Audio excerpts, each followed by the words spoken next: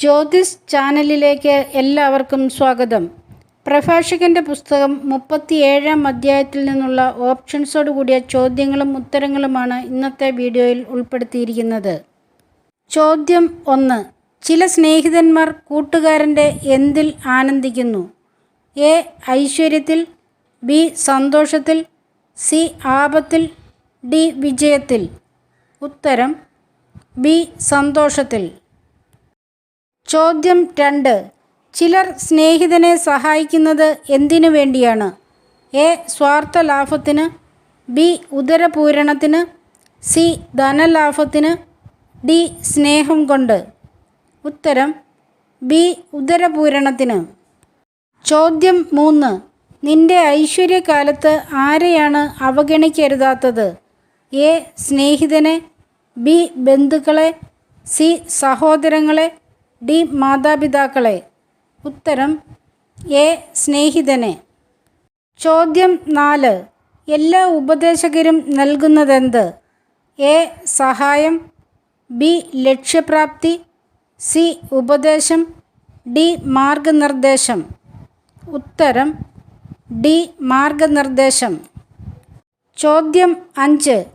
ആരോടാണ് ഉപദേശം ചോദിക്കരുതാത്തത്? A. അസൂയാലുവിനോട്, B. ശത്രുവിനോട്, C. അയൽക്കാരനോട്, D. നിന്നെ സംശയിക്കുന്നവനോട്. ഉത്തരം ഡി. നിന്നെ സംശയിക്കുന്നവനോട്.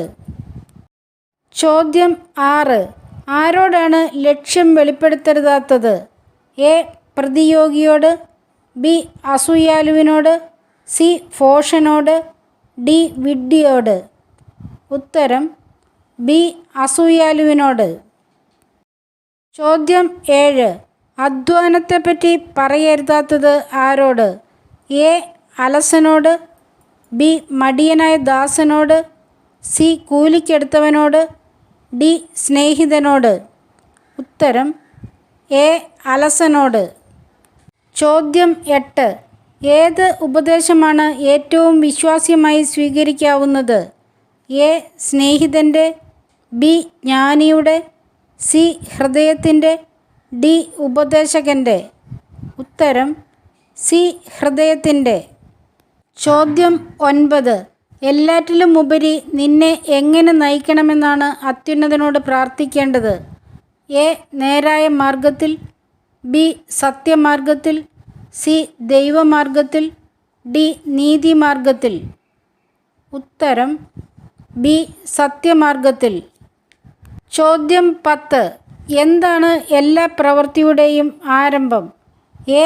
ആലോചന, ബി. ചിന്ത, സി. കഴിവ്, ഡി. ജ്ഞാനം. ഉത്തരം ബി. ചിന്ത. സബ്സ്ക്രൈബ് ചെയ്തും ഷെയർ ചെയ്തും സഹായിക്കണേ. ചോദ്യം 11. ചിന്ത വേരൂന്നിയിരിക്കുന്നത് എവിടെ? എ. ബുദ്ധിയിൽ, ബി. ജ്ഞാനത്തിൽ, സി. ദൈവത്തിൽ, ഡി. ഹൃദയത്തിൽ. ഉത്തരം ഡി. ഹൃദയത്തിൽ.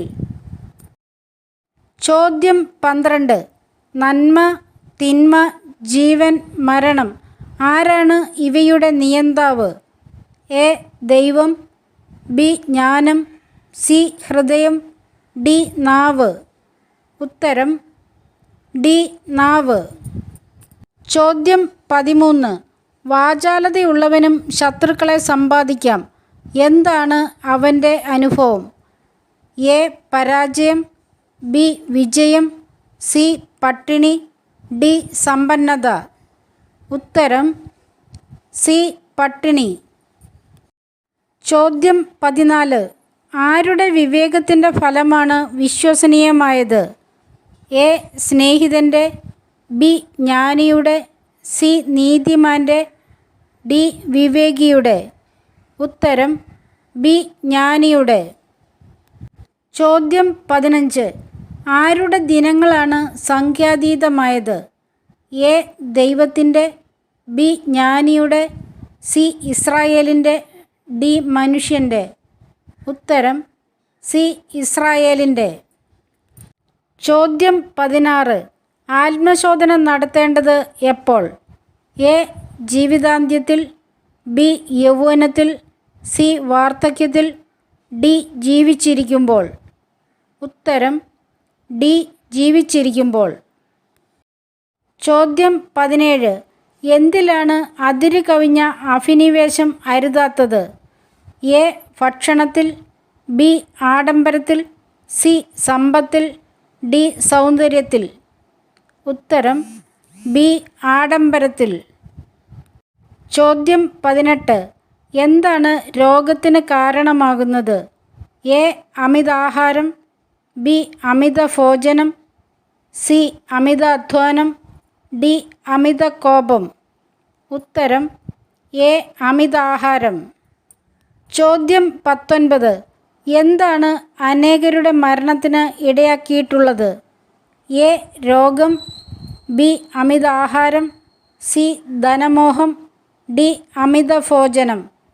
ഉത്തരം ഡി അമിതഭോജനം. എല്ലാവരെയും ഒരുപാട് സ്നേഹത്തോടെ, സന്തോഷത്തോടെ, സ്നേഹത്തോടെ ഓർത്തുകൊണ്ട് പ്രാർത്ഥനയോടെ ഈശോയുടെ നാമത്തിൽ നന്ദി, നമസ്കാരം.